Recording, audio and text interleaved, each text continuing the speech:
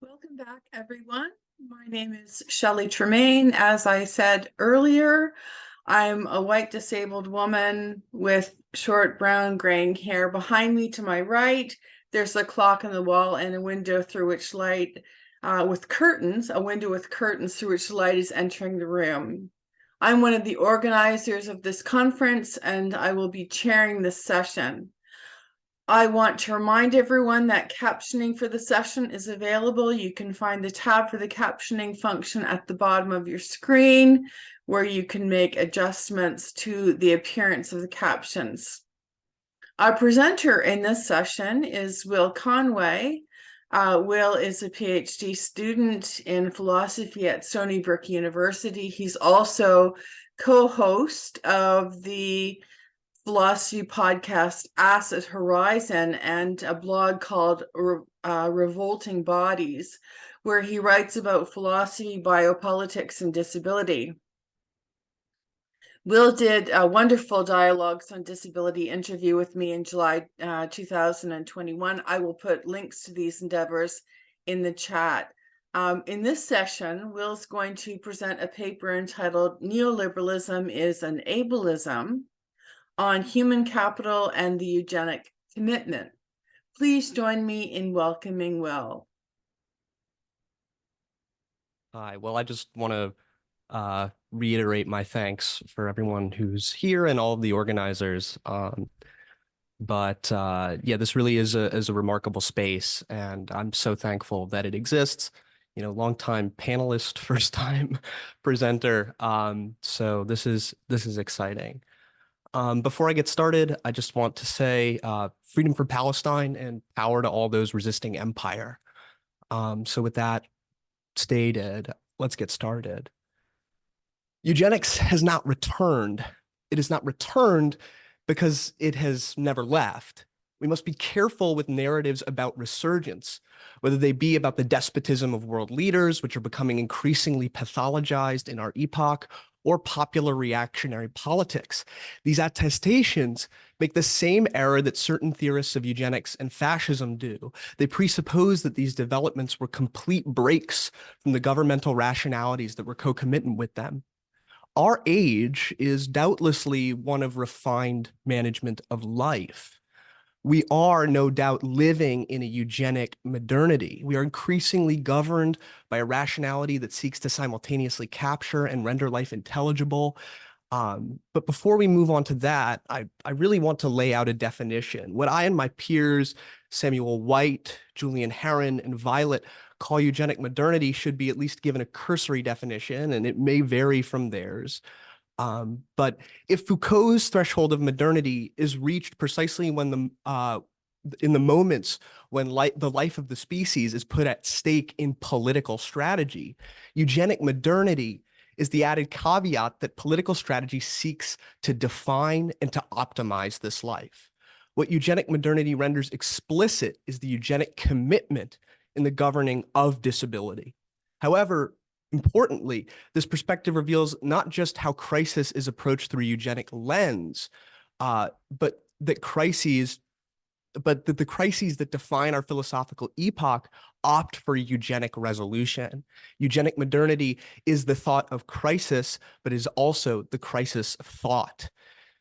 There are tomes of analysis about crisis capitalism. Now we have the notion of polycrisis, a manifestation of several at once. But what remains crucially underexamined is the philosophical nature of this notion. This is due in part to the fact that analyses of neoliberalism, biopolitics, and eugenics, it really must be taken on genealogically, and that's not been done. There have been attempts to understand Foucault's relationship to neoliberalism, but each of them end with a rather shocking articulation that Foucault's work loses an insightful value upon the advent of neoliberalism. I would like to show that this is, if not entirely incorrect, at least the result of a misreading. However, I'll spare you the whole polemic about Foucauldian scholarship, although I think it's desperately needed. These accounts of Foucault fail to recognize that what is the object of analysis is not just the management of labor, but the micro-political management of the laborer. In short, what critics of Foucault fail to account for is his persistent disclosure of neoliberalism as an ableism. Again, we can talk about why orthodoxically Marxist responses to Foucault may not be oriented towards registering the function of disability within neoliberal capitalism, but that's another much needed project. But we have to understand what makes neoliberalism unique in its shift, right? It is a new approach to human capacity that gives rise to a new economic theory of labor. Eugenic modernity relies on an epistemic grid that individualizes bodies through ability. In order to make this case, we'll look at Foucault's account of neoliberalism and Gary Becker's foundational text, Human Capital. And then finally, we'll discuss a different crisis. In the work of Shelley Tremaine, what is put at stake is often philosophy as a practice that is meant to give an account of who exists, how they exist, and how they are to be managed. This argument finds its highest stakes in the 5th chapter of Foucault and feminist philosophy of disability. But we have to understand that one of the goals here is to articulate how philosophical disciplines, specifically those of contemporary political ecology and posthumanism, reveal how disability is an apparatus for the crisis of thought. Far from having dispensed with the unified subject, disability reveals how the conditions of that unified subjectivity must remain intact in ableist modernity for the philosophical programs of both deep ecology and posthumanism to function with an internal validity. Disability must be prior to any discursivity in order to hold secure a notion of human capacity and agency. So let's start with an account of crisis, right? Any genealogically adequate account of crisis is going to have to start with the Hippocratic text. The physicians that Hippocrates is speaking to, they were to familiarize themselves with the temporality of disease. The notion of crisis in Greek, in the sense of the Greek physicians, comes down to decision. And crisis is specifically the terrain of the physician. Any good physician is one that practices forecasting, but inevitably must come to a decision in a critical moment within the body of the patient. This moment of crisis in the development of the disease for Hippocrates is the moment of attack, because it is the moment of truth, both for the patient, where the outcome of this critical moment determines whether or not they might survive their affliction, and for the physician. For the physician, the moment of crisis is the moment of determination. It is the basis upon which their entire practice revolves, but it remains in the body, right? The famous line in aphorisms is, life is short, art long. The crisis fleeting, experience perilous, and decision difficult. Decision is difficult. Its moment dwells like a shard of splintered time in that chasm opened up by the crisis. Here, we have to understand that the crisis of the body and decision intermingle. They stand in a co-emergence. Crisis has always had a simultaneously medical and juridical function. But originally, it was confined to a decision about the body in its privacy. But this notion of crisis and the concept of the management of health itself will change when the critical moment is transposed. In really the 16th and 17th centuries, when crisis finds a meaning within the sovereign decision pertaining to the social body. In his 1973 lecture series, Psychiatric Power, Foucault gives a kind of delicate and almost torturous account of the disappearance of the medical notion of crisis. In its general form, the technique of crisis in Greek medicine is no different from the technique of a judge or an arbiter in a judicial dispute. In this technique of the test, you have to be a sort of model, and you have to exist within a juridico-political matrix, which is applied to both what Foucault calls a contentious battle in the case of penal law, and I think it's important that he notes this, medical practice. In the 18th century, this concept of the medical crisis disappears for Foucault. He says it fades away. But we have to take note of what replaces this concept of crisis, as I think Foucault is glossing over something crucial that he'll discover later. social defense. He writes this: "It is clear that the psychiatric hospital, like the general hospital of medicine, cannot tend to make the crisis disappear. For Foucault, the disciplinary system gets rid of the notion of crisis. However, a new kind of crisis manifests, one that Foucault only touches on here, but does not fully identify until his account of what he'll call social defense. Foucault briefly states that the psychiatric interest in crime is an attempt to demonstrate that not every criminal is mad, but that every mad person may be a possible criminal." And while crime and punishment are not the focus of this presentation here, I want to note that Foucault is clearly recognizing something in the territorial shift in the function of crisis and its temporality. Yes, crisis has faded from the body of the patient. It's no longer confined to a single moment of attack, but at the same time, it moves to the social field. The body of the patient now testifies to the social body, either to condemn it to danger or to show a perfect isomorphism with its productive processes and, importantly, its policing. After all, this is what a docile body is. We have to take a look, too, at Foucault's later lectures, Security, Territory, Population, and Birth of Biopolitics, to understand this new form of crisis. Its temporality changes. Now crisis, much like, hold on, I lost it. Now crisis, much like the looming threat of crime, is understood through abnormality. It's the milieu of management. The government of security and of population has a completely different approach to the temporality of crisis. No longer will it be a series of things that must be precluded, but instead the crisis must be managed. It must be understood as something that can unfold, that must unfold. In fact, the physiocrats make it clear that grain scarcity should no longer be treated as something that's isolated and to prevent, but in fact should be let to proceed. The crisis has shifted away from being confined in the space of the body under the medical gaze. Now the doctor must be a practitioner, a judge, and a social manager. This lingers today in the DSM-5's definition of abnormal psychology as maladaptive behavior, personal distress, statistical scarcity, and the violation of social norms. And I think that concept of statistical rarity is really important when we're trying to understand the management of a population. As Julian Herron notes, the threat presented by discordant bodies organizes the very fiction of a unified society. So why do I sort of open with this insufficient account of crisis?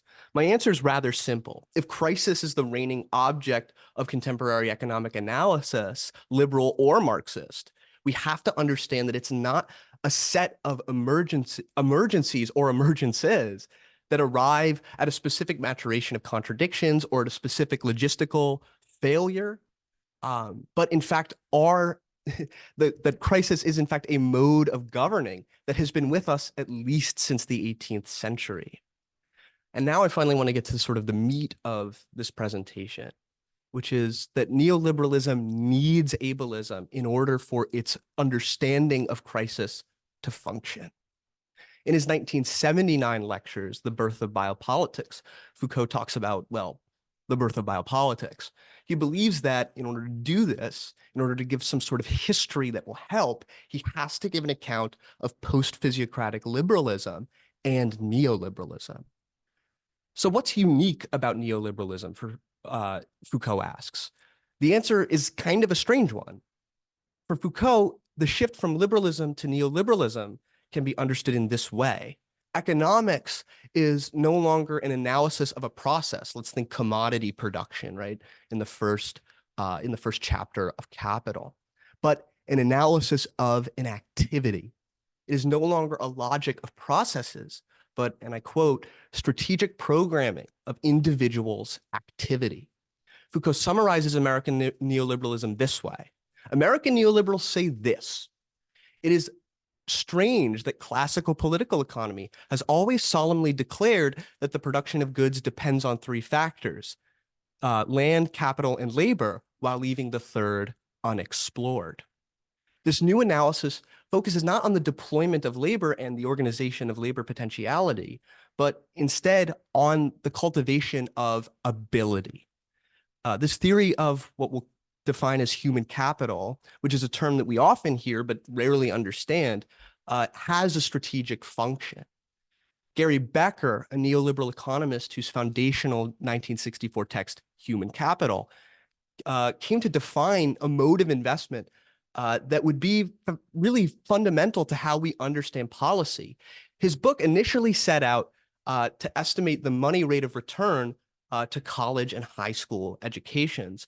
What Gary Becker attests to, though, is that his methodology, this new approach to capital, is the investment not just in labor, but in the laborer that can fill a gap in the formal economic theory of his time.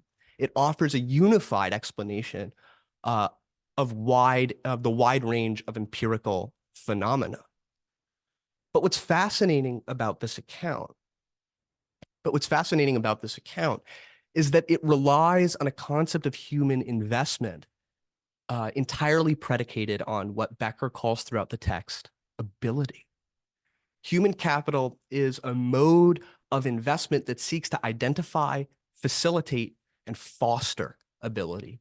No longer is the laborer simply the harbinger of labor potentiality that is abstracted as a broader part of the process of production. It's not just where the laborer is and what they possess. Instead, the human being becomes a kind of homo economicus. But I think Foucault really should have labeled this differently. The Rousseauian sort of notion here, I think, is insufficient. The human being becomes a corporation. The laborer's assets comprise a capital that is, as Foucault writes, a skill, an ability. As they say, Foucault says, clearly turning the knife on Deleuze and Guattari here, it is a machine. And this machine is what must be invested in. However, on the other end, it is also meant to recognize risk, what Gary Becker will call in the 4th chapter of Human Capital, lesser ability. In his analysis of the variation of rates of return, Gary Becker lays out 3 important measures of ability for his study. First is the rank in class, so level of education and where you were. Second is IQ. And then the third, and I think this is quite fascinating, is specifically your father's occupation, right? So we have this amalgamation of the entire history of racialized biopolitics that is still today, from the Moynihan Report to how we talk about socialized medicine in the United States, fundamentally reliant on an approach that cribs the entire history of 19th and early 20th century psychiatry. All of this is meant to allow economists to gain a new insight and perspective on capital, on that which is found as an asset in the laborer. Gary Becker writes that adult human capital and expected earnings are determined by endowments inherited by parents, by parental and public expenditure on his or her development, right? So this notion of inheritance is really important. Where you come from, who you are. This framework of investment comes, of course, with risk. There is no understanding of investment without risk. And it is this risk that Foucault wants to focus on in a rather shocking way. And this is what is missed by everyone from Eric Aliez to Jody Dean to Lazzarato. It's this moment in the birth of biopolitics. Foucault qualifies his statement by saying that he is engaging in, quote, a bit of science fiction. He attests, clearly pulling from this book by Becker, and I'm going to quote him at length. One of the current interests in the application of genetics to human populations is to make it possible to recognize individuals at risk and the type of risk individuals incur throughout their life. Putting it in clear terms, this will mean that my own given genetic makeup, if I wish to have a child whose genetic makeup will be at least as good as mine, or as far as, and maybe possibly better than mine, then I will have to find someone who has good genetic makeup. And if you want a child whose human capital, understood simply in terms of innate and hereditary elements, is high, you could see that you will have to make an investment. That is to say, you will have had to work enough to have a sufficient income, to have a particular social status that will enable you to take for a spouse a co-producer of this future human capital, someone who has significant human capital themselves. I'm not saying this as a joke. It is simply the form of thought or the form of problematic that is currently being elaborated. So I think this sets aside whether or not Foucault is a neoliberal, but beyond that, it's this constant wave of risk interacting with the demand to optimize the population that becomes the new mode through which crisis functions. It is the crisis of optimization. This new field of problems that can be managed is only intelligible with this new epistemic grid, this newly eugenic epistemic grid. Human investment is now human risk. The population and its optimization is always at stake. Disability is an apparatus that becomes the mechanism through which we come to understand this human terrain of capital. The physician now takes on another role, right? The physician is no longer just the doctor. He now must also, along with being a judge, be a social manager and an economist. This may seem hyperbolic, but this is the air we breathe. Everything from the actuary reports that determine life insurance policies to disability adjusted life years to quality adjusted life years, which are now both of which are employed by the UN World Health Organization. These are approaches to human life that are fundamentally rooted in the eugenic practices of psychiatric and physiocratic organizations of society from the 19th century. In a lecture on Foucault's Discipline and Punish, Deleuze notes a micropolitical refinement of technologies of power in the development of Bonapartism. In Deleuze's reading, Napoleon sits at the intermediate passage from sovereignty to the disciplinary society, and it finds its refinement and infinitesimal position, right? The ability for society to punish infinitesimally at this most effective way in Louis Bonaparte. First, and we play the game with first as tragedy, then as farce. The disciplinary society is precisely when discipline is no longer vulgar. It doesn't take the shape of remarkable displays of uniformity. So Deleuze is really extending what's going on in Discipline and Punish. It's no longer vulgar and it's no longer noticeable because it is now an organizing principle of the formation of knowledge and of the power relations that enable it. I believe here that one must say the same about the eugenic. So if, the famous articulation of Nazi eugenics that we find in that final chapter of the History of Sexuality talks about the overwhelming violence of Nazi eugenics, we have to see that this vulgarity that is uttered in the work of Francis Galton and taken to its highest, almost theatrical point in Nazism lurks in our current grid of intelligibility, in our mode of revealing humans as economic entities, as reducible to particular capacities. It is precisely when the eugenic slips into the mode of governmentality, into the rational disposition of a government, how it rationalizes its operation, that it becomes the most prevalent.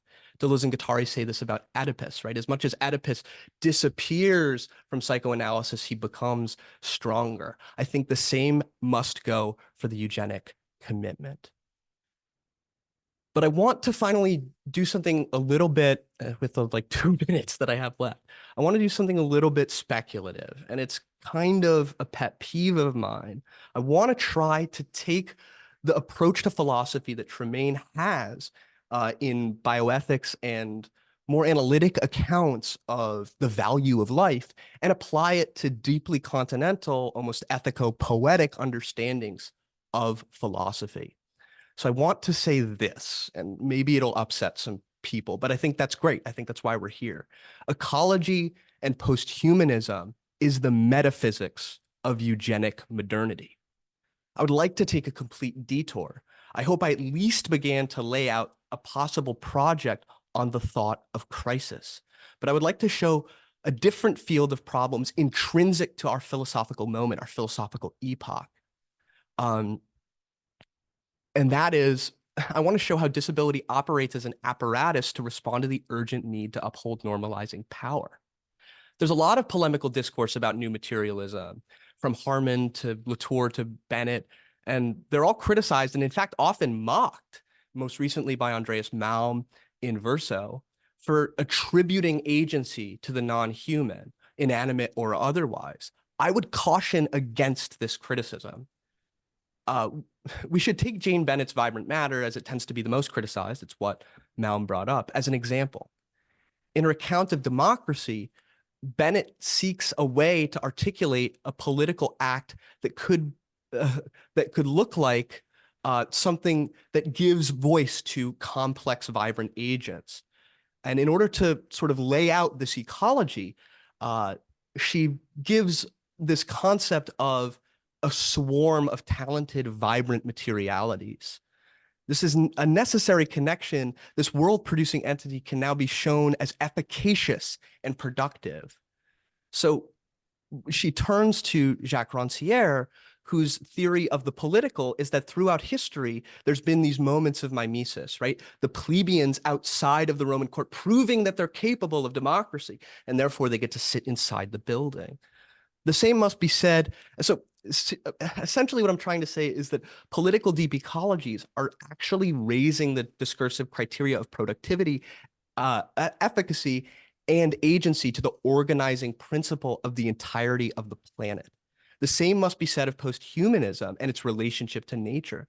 It's claiming to be on the path of discovering some core mutability in the human being, but that mutability keeps in place the naturalization of what is to be enhanced. Of course, the very logic of enhancement folds directly into our contemporary order, which it claims to think against. And this is the final paragraph. In order to function internally as doctrines of philosophical political thought, both of these disciplines must maintain a certain zone of exception. In order to, as Bennett says, give up the futile attempt to disentangle the human from the non-human, Bennett would like to retain the very thing that produces throughout history the human being as a violent zone of exception, agentic capacity, and operativity. These are precisely what must be subject to a genealogical insurrection. Bennett herself admits that her conatus, she's a political Spinozist, will not let her horizontalize the world completely. It will now just be horizontalized along the lines of capacity. We are ability machines in the ecological framework.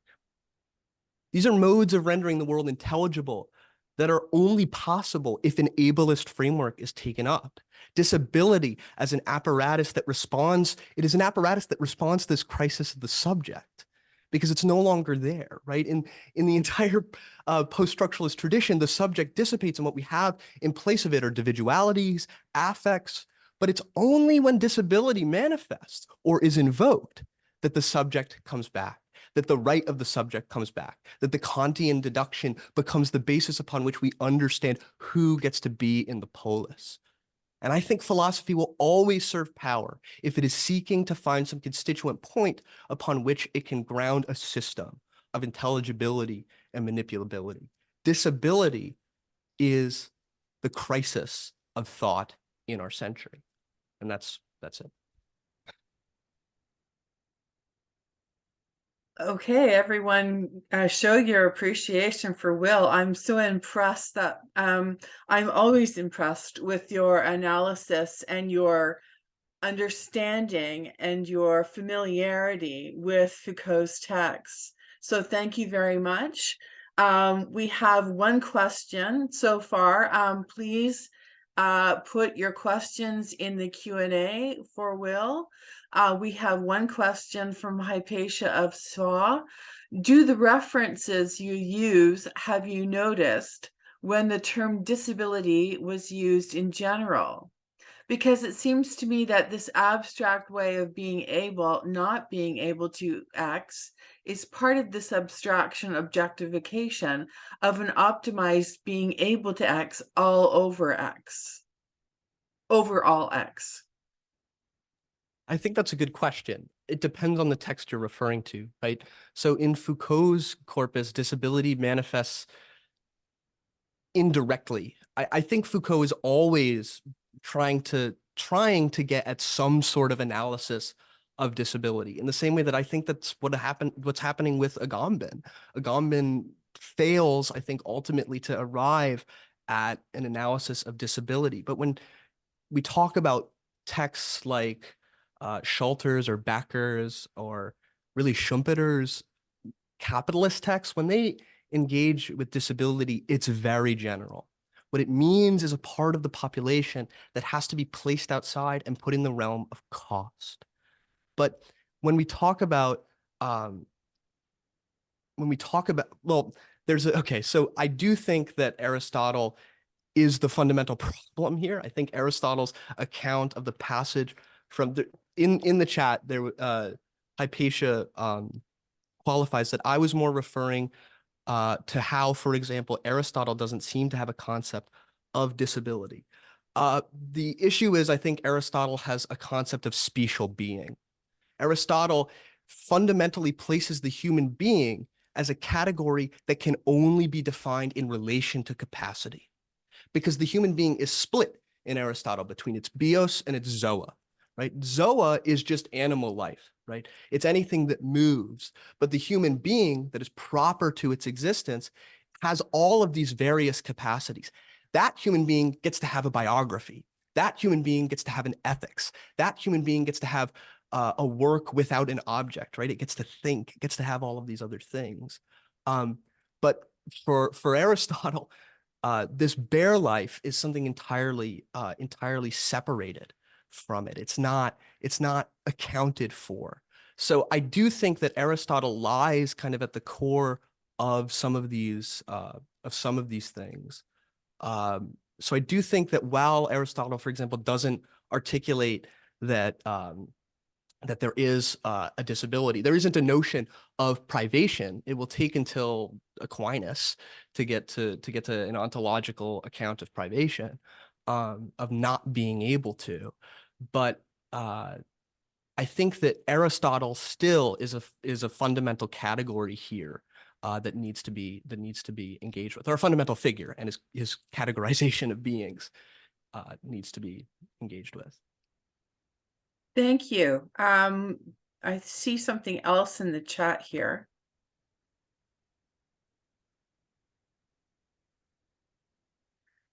There's a question in the chat. I'm going to read it, but if people can put it their questions in the Q&A, that would be preferred. KD has asked, do you think part of the reason for Foucault's difficulty in discussing disability is that it's easier to theorize about disability today, for example, post DSM, BSM, etc.? In part, I think that's true.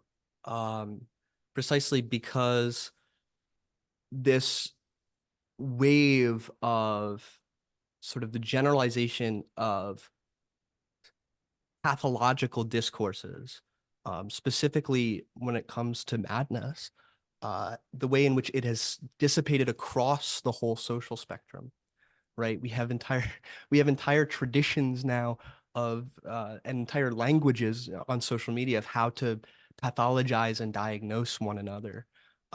So in a certain way, disability as an apparatus has really been generalized, and I think used often as a weapon.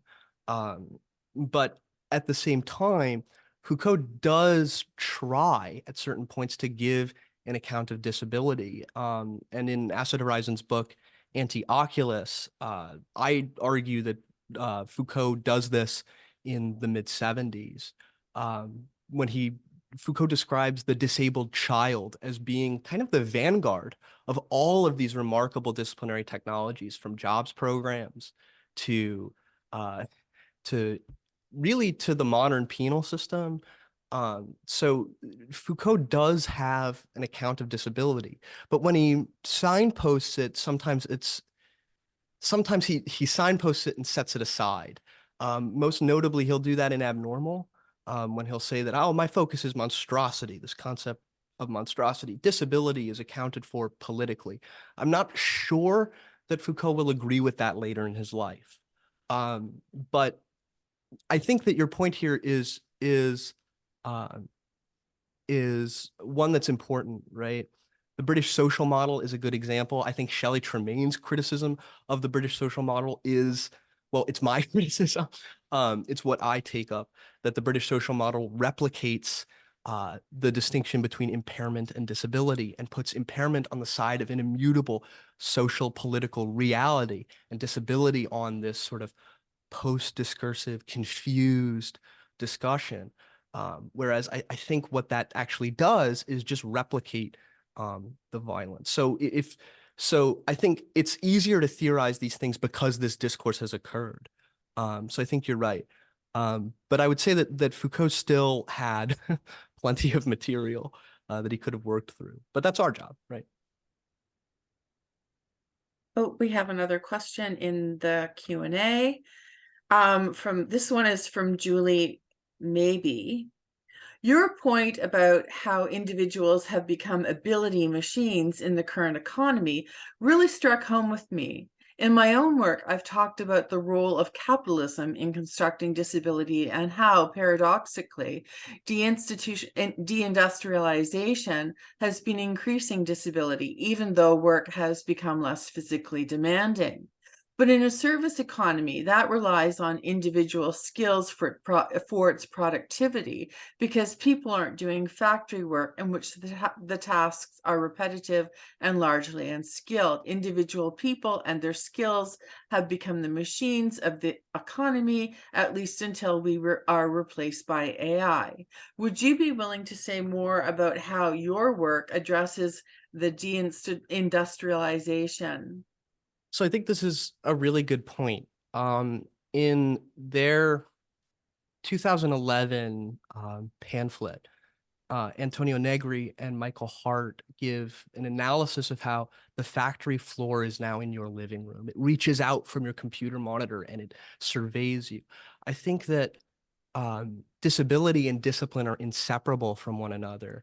But one of the things that I really want to drive home when we talk about deindustrialization and disability is that disability is largely an apparatus to produce political alienation.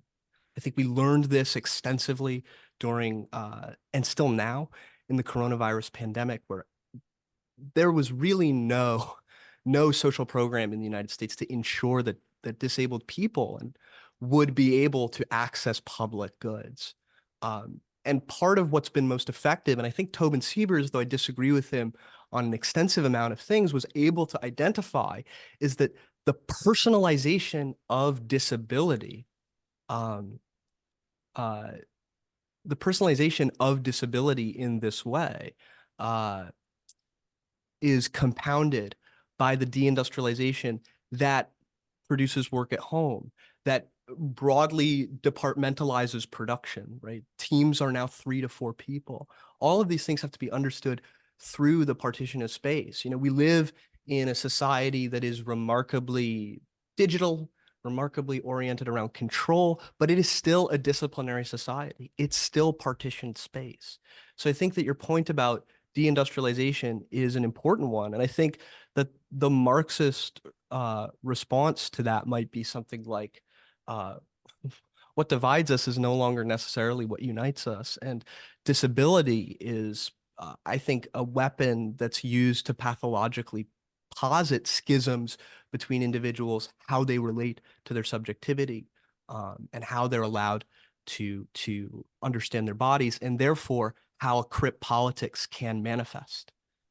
So I think that deindustrialization is important, but I think precisely for those disciplinary reasons. Thank you, Will. We have another question from, well, it begins with a comment from Luana Adriano Arahua. I'm sorry if I mispronounced that. This was super. About the last bit, I immediately remember Angela Harris commenting on the moving boundaries between animal, non-animal, which are very conditioned to social and historical factors. At the same time, if you think about countries with colonial traces, said animality seems to have been always implied in our blood. I would ask how you would engage I would ask, would you engage? I, sorry, I would ask, how would you engage with this claiming back of animality and disability studies within colonial contexts? Does the framework of biopolitics really help us here? Should we inevitably think more in line with necropolitics? Um, so first I want to say like Akil Membe's work is remarkable. It's important. But I will say that necropolitics is biopolitics. Necropolitics is the exposure to the possibility of death. And remember that in Foucault's account of biopolitics, the way it is able to function is by letting die. Letting die is the foundational element of biopolitics, not making life. Without letting die, making life is not possible. So we really have to start at the violence of the biopolitical, because I think that, this is a problem in Carceral Capitalism by Jackie Wang, where she says certain subjects have the pleasure of being subjects of biopolitics. I think this is respectfully a ridiculous assertion, because biopolitics is the process through which those who are allowed to die takes place.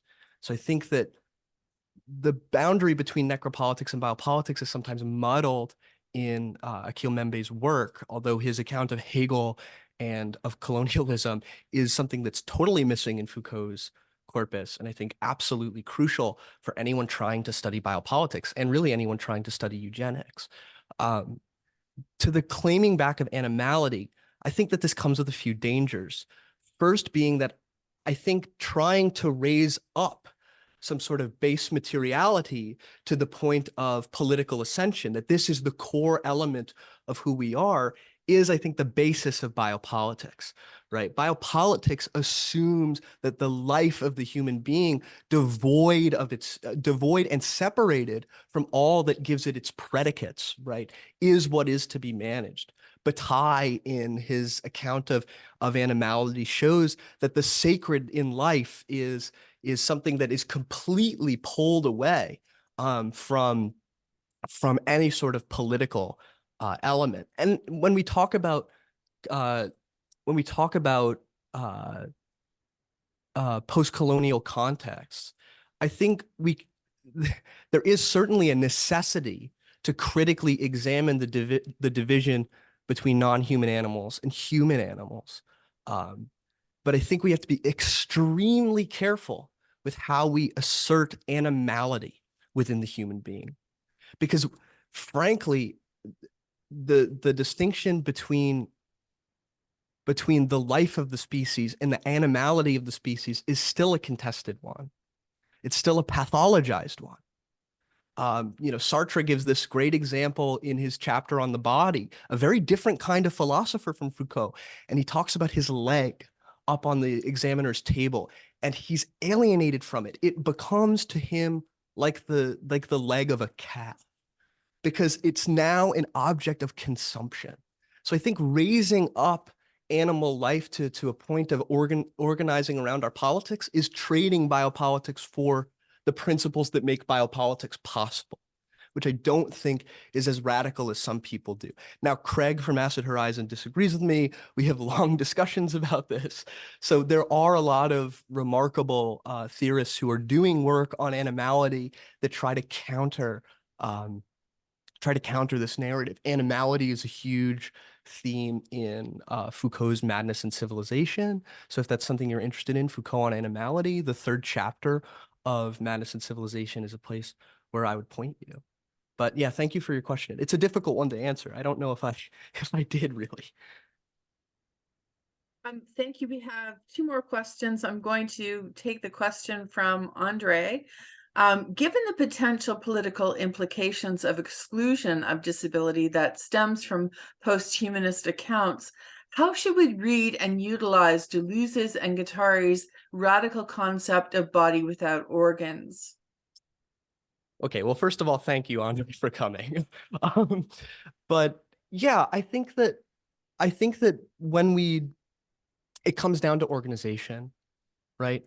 The disabled body is one that is forced through a system of organization that renders it separated from ability. But the body without organs is that which resists this kind of organization, right? Other modes of existence. There's this great essay on Deleuze and disability. It's very old now, but it's called Against Interpretosis. And they sort of play with a part of Tobin Sieber's work where they talk about hands that see. And it's precisely this kind of disorganization of sensual experience, but that no longer reproduces a kind of hierarchy of the body, a hierarchy of sense. This is the very thing that Foucault will criticize Pasolini's Salo for, that he produces a hierarchy of the body, whereas what he wants to do is to produce an anarchy that lets individuals experience pleasure and the body in a way that is free from disciplinary power, right? So the body without organs becomes a helpful ethical mechanism. It's not necessarily a political organizational one. And I think this is why Foucault says Anti-Oedipus is an ethical text, because it demands us to engage with ourselves as subjects in a different way. So I love that question. When I was very young, I wanted to, I think this was probably wrong and a little essentializing. I wanted to write the disabled body without organs. That was my sort of dream project, and that's no longer what I'm doing. But yeah, I love that question. Okay, I have two more questions in the chat. I'm going to take the question from Sankalp Sharma. Was one moment in the history of the verb disable the Middle English disabling in the 15th century about deprivation of legal right, a kind of quasi-exile? Was that a kind of political crisis made impersonal? So I'm I'm actually putting together a manuscript about this exact question. But yes, long story short, yes. What disability reveals in the 15th, 16th, and 17th centuries is a necessity to find a figure within the population that can exist both within the multitude of subjects and outside of it. I don't want to focus on the 14th century here, though, in particular.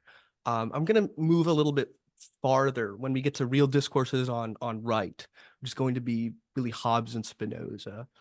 Hobbes, in his account of authority, makes one exception on who can actually authorize the sovereign. These exceptions are natural fools and madmen. Now, natural fool is a complicated historical term. And Irena Metzler, in her work on disability in the Middle Ages, tries to give sort of a history of this notion. But really what Hobbes wants to do is to say that there are, in fact, bodies that are subject to power entirely, but are not authorizing it at all. And this is really important for Hobbes because on the other side of his claim about power is really his adoration for resistance in this bizarre kind of way. Hobbes is absolutely a tyrant, but he does find kind of humor in this strange contradiction where he's like, no, you can take up a sword for yourself and you can resist the sovereign. You'll die, and you really shouldn't do it if you want to live, but you can. That's your right. But what you can't do is take up a sword for another person. So there is this entire part of the population that can't be represented on the side of resistance, can't be represented on the side of authorization, and yet makes possible the claim to power in sort of its totality. Because the natural fool sits both inside and outside of the law. In the sense that they're absolutely subject to it without being able to be defended, because they didn't authorize it, and only those who authorize it can resist it. But at the same time, they're absolutely subject to it. So I think that disability is really what haunts sovereignty. So Yeah, in other words, yes, it's a quasi-exile because it's an exclusion that makes possible all of these other inclusions.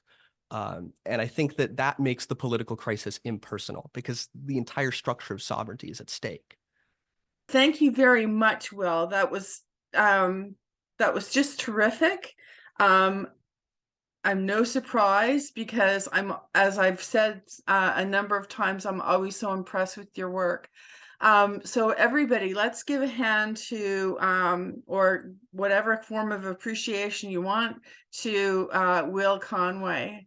And we look forward to your work in the future. Thank you so much.